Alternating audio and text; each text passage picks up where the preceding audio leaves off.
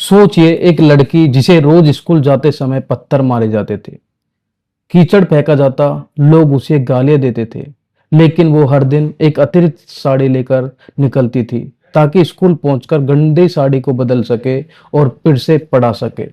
क्योंकि उसका सपना सपना को पूरा करना था, लोगों की सोच को बदलना था। ये कहानी है सावित्रीबाई फुले की, एक ऐसी महान महिला की जिसने अपमान को अपनी ताकत बनाया। और आज उनकी जिंदगी आपको सिखाएगी कैसे हर मुश्किल के बावजूद गिरना नहीं बल्कि उठकर इतिहास बनाना है।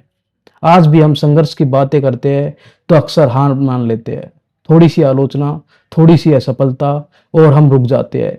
लेकिन 1800 के दशक एक ऐसी महिला थी जिसके खिलाफ पूरा समाज खड़ा था, फिर भी वो रुकी नहीं। वो हमें एक समाज में नया जीवन देकर गई और इतिहास में उनका नाम आज भी दर्ज है। 1831 महाराष्ट्र के एक छोटे से गांव, जहां लड़कियों को पढ़ना बिल्कुल मना था और पाप माना जाता था, ऐसे समाज और ऐसे बीच में उनका जन्म हुआ। उनका बचपन में ही शादी कर दी गई ज्योतिराव फूले से, लेकिन यही शादी उनकी जिंदगी का टर्निंग पॉइंट बनी। क्योंकि उनके पति ने उन्हें सिर्फ एक पत्नी के रूप में नहीं बल्कि एक विद्यार्थी के रूप में देखा और यहीं से क्रांति का एक नया बीज पैदा हुआ। 1848 सावित्रीबाई फुले ने लड़कियों का स्कूल खोला। आज ये सामान्य लगता है, लेकिन उस समय ये एक बगावत थी। लोग कहते हैं लड़कियों को पढ़ाना समाज को बर्बाद करना है। और फिर शुरू हुआ असली संघर्ष। हर दिन जब वो स्कूल जाती, लोग उन पर पत्थर फेंकते, कीचड़ उछालते, यहां तक कि उन्हें गालियां तक दी जाती थी। लेकिन उन्होंने हार नहीं मानी। वो एक एक्स्ट्रा साड़ी लेकर जाती और स्कूल पहुंचकर साफ साड़ी को पहन लेती और पढ़ाना शुरू करती। समाज ने उन्हें रोकने की पूरी कोशिश की, यहां तक कि उसके परिवार वालों ने भी उन्हें घर से निकाल दिया। लेकिन उन्होंने कहा, अगर मैं सही काम करने के लिए घर छोड़ना पड़े तो यह सौदा भी मुझे मंजूर है।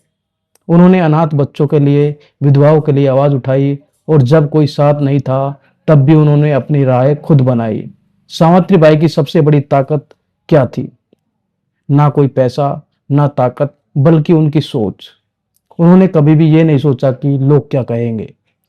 उन्होंने सिर्फ ये सोचा, जो मैं जी रही हूँ और जो मैं कर रही हूँ वो बिल्कुल सही है। और यही सोच उसे अडिग बनाती गई। आज के युवाओं के लिए सबसे बड़ी घातक यही सिद्ध होती है कि लोग क्या कहेंगे ये सोचकर वो आगे बढ़ने से रुक जाते हैं।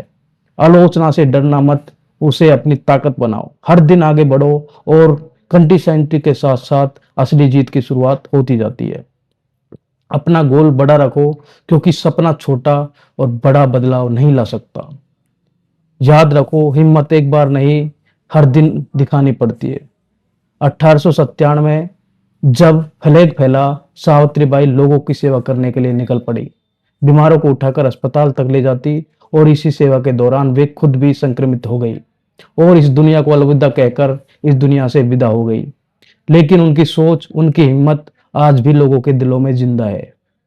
आज जब आपको लगे कि आपको कोई रोक रहा है, जब लगे कि दुनिया आपके खिलाफ है, तो एक बार सावित्रीबाई फुले को याद करो और खुद से पूछना, क्या मेरी समस्या उनसे भी बड़ी है?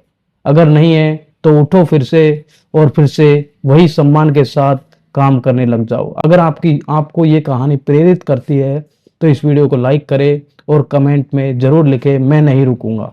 क्योंकि इतिहास उन्हीं का बनता है जो मुश्किलों से डरते नहीं बल्कि उनका रुक कर सामना करते हैं। धन्यवाद।